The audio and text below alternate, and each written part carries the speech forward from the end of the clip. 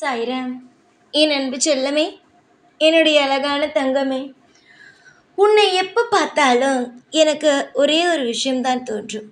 எல்லோருடைய பேச்சையும் கேட்கிறாய், நம்புகிறாய் என்று.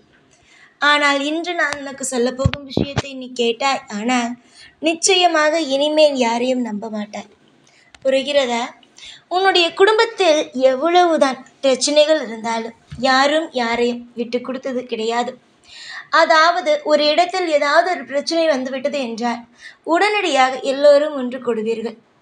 உங்களுடைய ஒற்றுமையானது வீட்டுக்குள் நிறைய பிரச்சனைகள் இருந்தாலும், ஆனால் வெளியில் யாராவது ஒருவர் உன்னை தாக்க முயன்றாலோ இல்லை ஏதாவது பேச வந்தாலோ உங்களுடைய ஒற்றுமை அப்பொழுதுதான் வெளியே வரும். அதுவரைக்கும் அடித்துக்கொண்டு வார்த்தையால் கடினமாக பேசிக்கொண்டு இருக்கும் உங்கள் வீட்டில் இருக்கும் அந்த மிகப்பெரிய பிரச்சனை அந்த இடத்தில் உடையும்.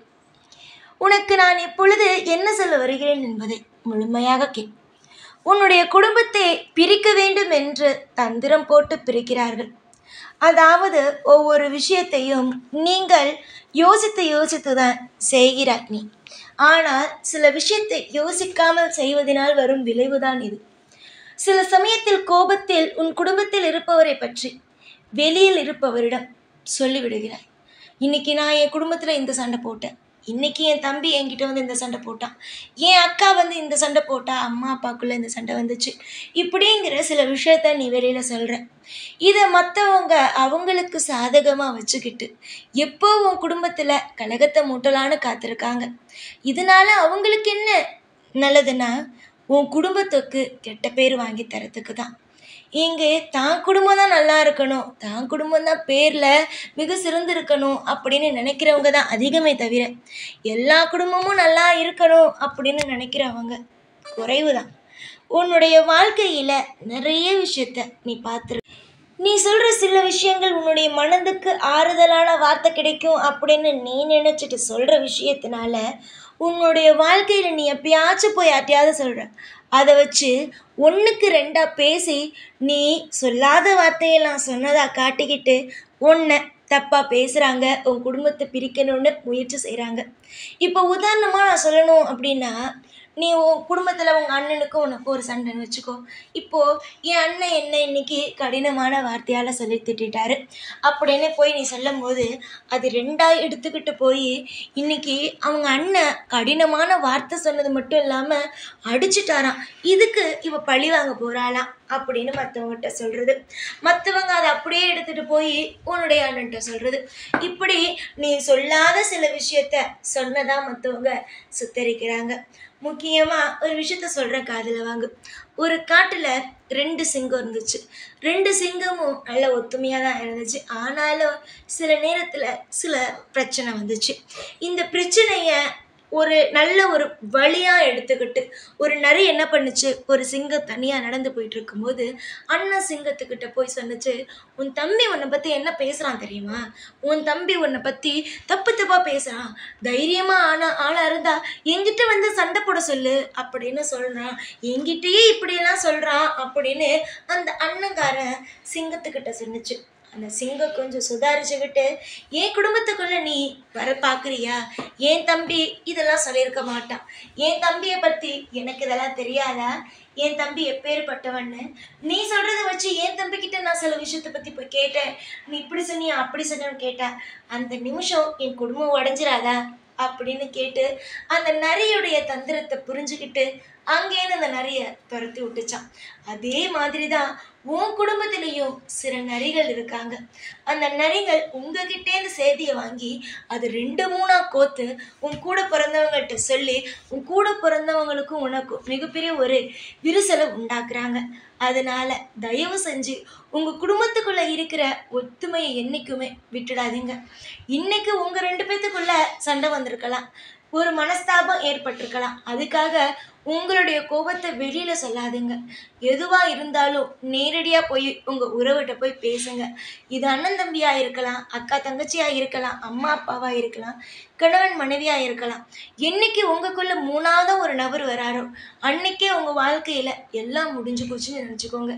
கூடிய சீக்கிரமாக உங்களுடைய வாழ்க்கையில் விடிவு காலமும் அதே நேரம் பழைய நிலைமையில் இருக்கிற ஒற்றுமை மாதிரி கிடைக்கணும் அப்படின்னா 3ஆவதா நீங்கள் வச்சிருக்காத தூதுவரை நிப்பாட்டுங்க. எங்கள் அண்ணன்கிட்ட போய் இந்த விஷயத்த சொல்லிட்டு வா, என் தம்பிகிட்ட போய் இந்த விஷயத்த சொல்லிட்டு வான்னு யாரையும் அனுப்பாதீங்க. உங்களுக்கு ஒரு விஷயம் சொல்லணும்னு தோணுச்சா நேராக போய் சொல்லுங்கள்.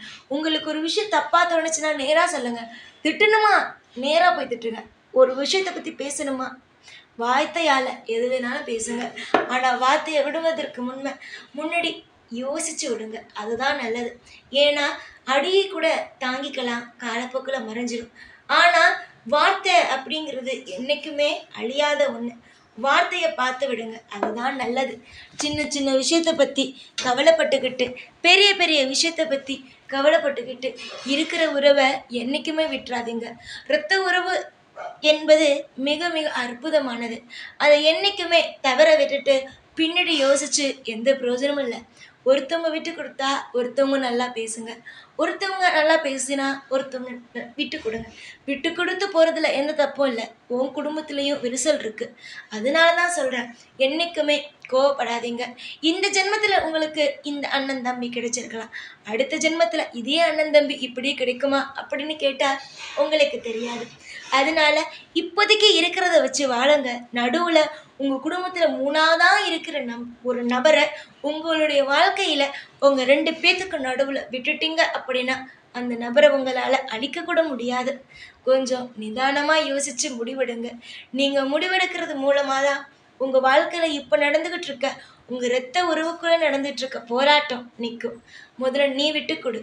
அதாவது உன்னுடைய கூட பிறந்தவன் தப்பு பண்ணியிருக்கலாம், உன்னை எதிர்த்து பேசியிருக்கலாம், கடினமான வார்த்தையால் பேசியிருக்கலாம்.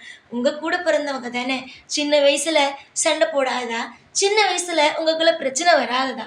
உன்னால் முடிஞ்ச அளவுக்கு ஒரே ஒரு வாட்டி உன் பிரச்சனையாக இருக்கிற உறவு கூட போய் பேசுகிறதுக்கு முயற்சி செய். அப்பயும் அந்த உறவு உங்ககிட்ட பேசலை, உன்னிட்ட மூஞ்சி கொடுத்து பேசலை, உன்னை தப்பாக தான் பேசுதுன்னா அதோட ஒதுங்கிடு. ஆனால் எதையும் அவ்வளோ சீக்கிரமாக எனக்கு இந்த உறவு வேணாம் அந்த உறவு வேணான்னு எந்த உறவையும் விட்டுடாத. ஏன்னா இந்த ஜென்மத்தில் கிடைச்சது எல்லா ஜென்மத்திலையும் கிடைக்குமான்னு தெரில. கெட்ட விஷயத்தை பற்றியே யோசிக்கிற நீங்கள் கொஞ்சம் நல்ல விஷயத்தையும் யோசிக்கலாம். இவன் என்னை அடித்தா என்னை திட்டனான்னு யோசிக்கிற நீங்கள் இதே மாதிரி சின்ன வயசில் ஒருத்தவங்களுக்கு ஒருத்தவங்க எவ்வளோ ஒரு பக்கபலமாக நின்னுங்க அப்படிங்கிறதையும் யோசிச்சு பாருங்கள். புரிய வை. நானும் உன்னுடைய இரத்த உறவுக்கு புரிய வைக்கிறேன். எல்லாமே நல்லது நடக்கும். கூடிய சீக்கிரம் உங்கள் குடும்பம் பழைய மாதிரி சேர்றதுக்கு என் ஆசீர்வாதம் என்றைக்குமே இருக்கும். நம்பிக்கை வச்சு என்னை தேடி வந்து கேட்குற ஒவ்வொன்றும் கொடுத்து என் பிள்ளைங்களுக்கு நல்லதொரு வழியை காட்டத்தான் நான் இருக்கேன்னு தவிர பிரிஞ்சிருக்க குடும்பத்தை பிரிஞ்சு இருக்கவே வைக்க நான் இல்லை. இதே சாய்தான் சில தவறுகள் செய்கிறீங்க அப்படின்னா இதோட இதை விடு, இந்த உறவு வேணான்னு சொல்லியிருக்கேன். ஆனால் இப்போ நான் சொல்கிறேன், உன் உறவு உங்ககிட்ட நிச்சயமாக திரும்ப வரும். பழைய மாதிரி சின்ன வயசில் எப்படி சந்தோஷமாக இருந்தீங்களோ அதே மாதிரி சந்தோஷம் கூடிய சீக்கிரமாக கிடைக்கும். காலம் முழுக்க நான் இருப்பேன், கவலை வேண்டாம். ஓம் சாய்ராம்.